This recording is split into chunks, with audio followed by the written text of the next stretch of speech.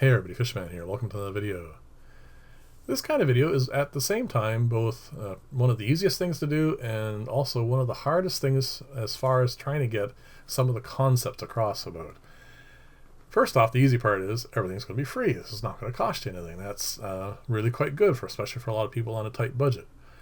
That part I will show as this video goes on. I'll show you a number of interesting ways that you can acquire various vessels and containers and also livestock and plants without costing you anything.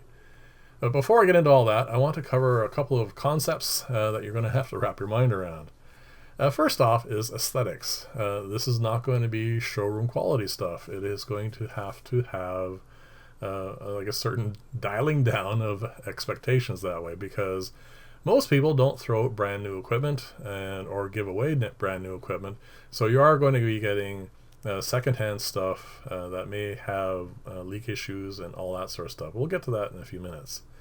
The other thing is, because you're not going to be spending any money on electricity, pumps, lighting, and that sort of stuff, you are going to require a fair amount of patience. These things can be set up so they don't require any of that sort of stuff, but you can't just dive right in and fill a tank full of fish or whatever you're using and expect them all to live, because they won't. It will just foul and it will be a big mess. The other thing is, the neat thing about buying, high quality filters or building high quality filters or even having a filtration system at all, it builds in a certain amount of forgiveness, an ability that will be your aquarium could take a little bit of human error. So if you're a little bit overfeeding, that sort of stuff, you can get away with it because you have a filtration system. At zero cost, that will not exist. So you have to be more cautious and you have to be probably more knowledgeable. I wouldn't recommend this for someone who's just starting out.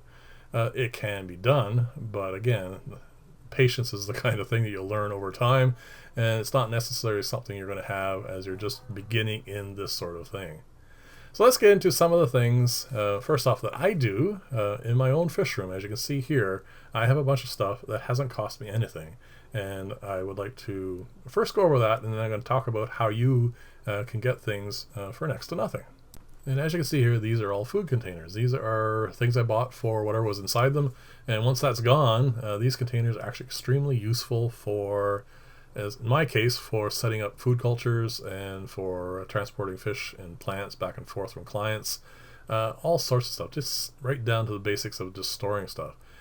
Now, these kinds of containers are obviously easy to get at a grocery store, but if you don't shop at Costco or that sort of place where you can get larger ones, if you go to like a delicatessen or any of those sorts of places, they will have these large jars, and most likely when they're done with them, they just throw them out anyway. And if you talk to the owners or whoever is in charge of that sort of stuff, you can most likely get large gallon or 2-gallon jars for free, and those are actually an excellent size for starting this sort of stuff. But that's not the only option. You can also just use like the bins like you see over to the right. I got those a long time ago, and I find them extremely useful in the fish room. So this jar here, I use, as you can see to the left there, I use it for culturing, and food culturing actually is an excellent way of doing something for free. It's not something that requires any sort of cash outlay. You can culture for free. There's a limited amount of things that you can actually do for nothing, but there is a great many things that you can do just using regular ordinary foodstuffs. So that also, of course, really cuts down on the cost. As you can see here, this is just a granulated yeast that you may have around in the house anyway. It won't cost you anything extra. And in this container, I raise microworms, and you can do those with potatoes or oats. If it happens to be something that you consume, it's not an additional cost, so I consider that zero. And if there's any foods that you have that are getting close to their expiry date, I've made a video a little while ago showing you how you can make your own fish foods, and that is also, as far as I'm concerned, a zero cost as far as keeping your fish room going.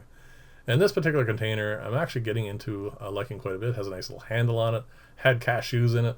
I used to use those peanut butter jars a lot more, but they stopped using that particular style, and they're a lot cheaper now. But it again is very simple to do this sort of thing, and not just culture for small things, but for larger things as well.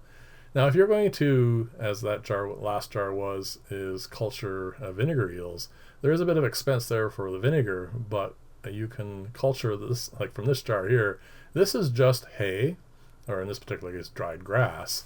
And I set that all up for nothing simply by collecting various things. I am going to go through a video, by the way, for those who commented on the last food culturing video. There is going to be an update showing you how you can eliminate the possibility of passing pathogens onto your fish and stuff. That is something that's going to be coming up relatively soon. So let's move on to things other than raiding your own house for food containers and foodstuffs and that sort of thing. If you have the patience, you can go around your neighborhood on garbage day, and the likelihood of someone throwing out an aquarium is low, but I have seen it a great many times over the years, and it does happen. But a much simpler and more direct way is to go online and use whatever online bartering system there is in your neighborhood, and there's quite a few around here, and there are often a great many people are just trying to give stuff away to a good home kind of thing. And that is also an asset for acquiring aquarium plants and fish. Now, obviously, you're not going to have certain types of fish available because they are worth money, but a lot of people breed guppies or mollies or platies or that sort of thing, and of course have clippings of plants that they're just trying to get rid of. Now, also on top of that, if you have an aquarium society local to where you are, that is an amazing asset for this sort of thing. And if you just let the various members know that you are trying to set up something that's inexpensive and cheap, I'm sure there's a lot of people. I know I myself have donated a great many things to our local aquarium society, plants, fish, aquariums, lights, everything. And that sort of thing is something that you can get for zero cost. I'm always willing to hand out plant clippings and fish and that sort of stuff to anyone who wants to have that sort of thing in their house, and I think it's a great asset. So definitely look into that. There is one other thing I want to mention before I forget about talking about it is if you want something larger, if you've seen those large barrels that I have, I went to a local car wash a very long time ago now, and they get their materials in these 50-gallon drums, and I got one of those. Actually, I got 4 of them, and they're just happy to get rid of them. And I've used them at full size. I've cut them down. They're a great way of having an extra bit of volume for this sort of thing. So that pretty much covers the access for free containers or aquariums, and also places that you can get plants and fish for nothing. The only thing else that's left really is how you're going to feed these guys. And the only options you really have are to culture your own foods, as I've done here. The 2 on the ends didn't cost me anything. It's just cultured green water and locally caught organisms and some straw. And it is very easy to set up. I will go into a little bit more detail on that in future food culturing videos, but it is not difficult to do. And of course, the other way is when you have food that's about to expire, pop it in the freezer, and then there's a great many recipes for making fish food, and it is actually really healthy and good for your fish anyway, so that is another plus, really. So all that's left now is I want to talk about these containers I've set up here. These are zero filtration, zero cost. I mean, the tubs I paid for, I think, originally, but that was like 15-20 years ago, and people throw these things out all the time, so they're easy to acquire. The snails are really important in this sort of setup. I do highly recommend either Java moss or Java fern for these as well, because they will really help purify your water. Everything else is free. All the other thing that goes into this I have cultured, and that's all that goes in here. And the water changes, I do use aquarium water, but you can just obviously have a container of your tap water and just set that aside, allow the chlorine to dissipate, and you have perfectly usable water for water changes. And that pretty much covers it, except for lighting. Now obviously we're going to keep this at zero cost. You're going to need a windowsill or a stand that's near a window that gets at least a little bit of daylight, and that's actually, sunlight's perfect for culturing green water, and these plants don't require much light at all anyway, and you're pretty much good to go. You can have yourself a little fish room, and it hasn't cost you a thing. Now obviously you're not going to be having Bosmani rainbow fry in yours or baby goldfish, but it is easy for you to get endlers or guppies. Snails are obviously easy as well. Java moss, Java for all these sorts of low light liking plants are usually tossed out by the bucketful in my case, but there are always lots of people that are doing clippings and whatnot, and that will also set you up for that. So as long as your expectations are in those sorts of lines, this is definitely doable. The next video in this series is going to be low cost, which opens up a vast array of other options, because once you're willing to spend a small amount of money, you can do a whole pile of other things. I went to keep this one at 0, just for those who have no real options for spending any kind of money at all on this.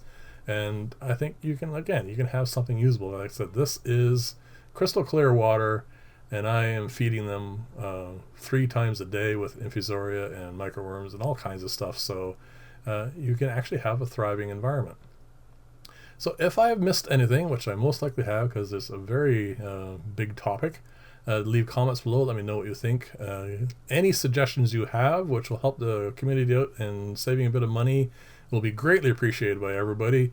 And definitely share whatever experience and knowledge you have for this. That'll be, like I said, much appreciated.